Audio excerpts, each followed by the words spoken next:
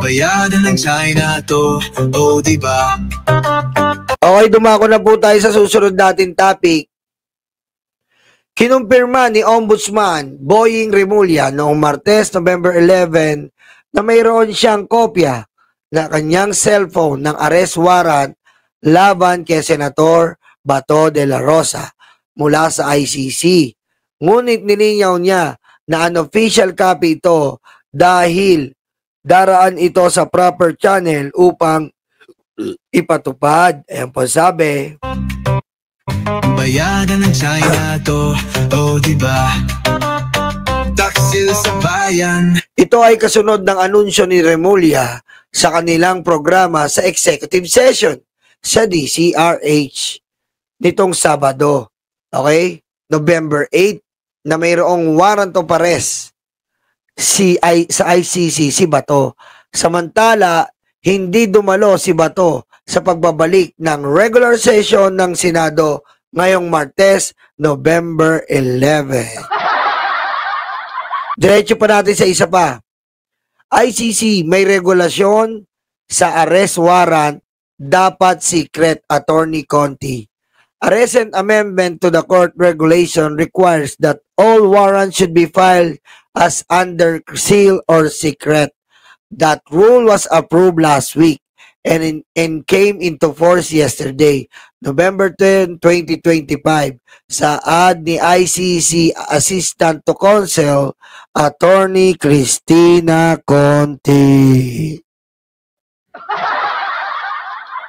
Halik sa betlog.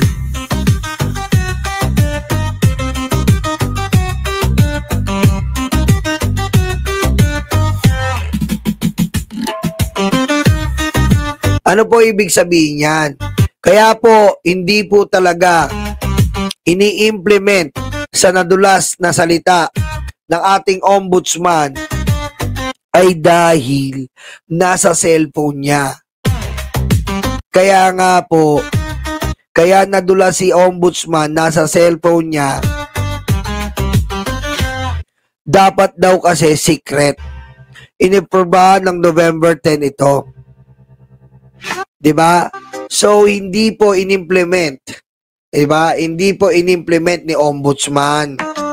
Kasi nga, gaya ng pagkasabi niya, may hinihintay pa siya na proper documentation. At basta, ang importante po sa lahat, nandyan na po ang warrant of arrest. Ngayon, sisikreto na lang natin ang pag-aresto. Aray ko.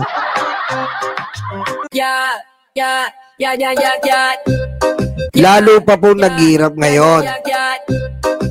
Kasi isisikreto na ang pag-aresto. Bibiglain na lang si Bato. Yung kailan papasok si Bato diyan sa Senado, abay mabibigla siya sa mga nakapaligid sa kanya. Aarestuin na pala. Diba? Ang sabi ko nga sa inyo, meron pong 20 na magko-convoy kay Bato. At habang kinokonvoy po, ihahatid sa isang helicopter. Sabi ni Barbie, laban tayo, suntukan tayo, suntukan tayo. Diba? Ihahatid sa isang helicopter para ihatid naman papuntang eroplano. Sobrang anggas pero Ang importante po kasi, nandirito na po ang alin? Nandirito na ang warrant. Okay? Maaaring nadula si Rimulya dahil akala niya ay pwedeng i-publicized. Diba? Kaya nga, kinontra niya nung sinasabing fake news siya. Nandyan na yung warrant. Pero, hindi niya pwedeng ipakita na sa cellphone niya dahil nga secret. Ngayon, ang implementation na lang at implementation and arrest, di ba to? Ang secret. Wag lang ito. Di ba? Kaya antay po natin si Bato sa sinasabi niyang Mikmadi. Bring it on. Pusasa mo na ako, Trillanes. Alika na dito. Bading na mapangit, parehas malandi, parehas ugali. Di ba? Hindi sila Yan po ang mahirap. good. Na kay Ombudsman Remulla na Hindi pag pinasa po yan sila good. at pinuntahan ng Interpol, ayan na lang naman po hinihintay Interpol eh. Sila'y mga badeng. Hinihintay na lang po ang Interpol. Tapos yung Interpol, Sila'y mga badeng. sila po ang magsasagawa ng mandato de arresto kay Bato.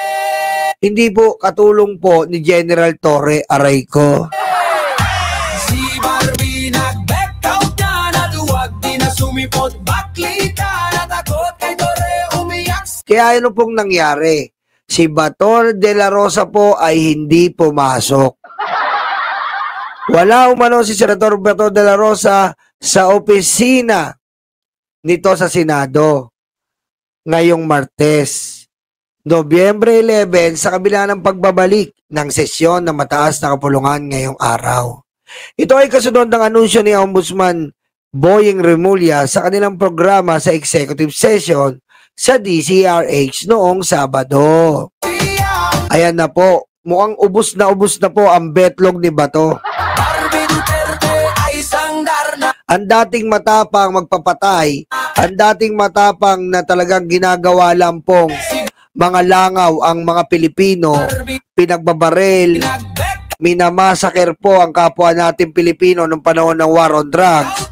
Ngayon po nagtatago na. natuwag di na 'Di ba? Dapat kasi kung matapang kayong pumatay ng Pilipino, matapang din kayo harapin ng mga kaso nyo, mga tukmol. sumipot, baklita, natakot kay Tore, umiyak siya. 'Di ba?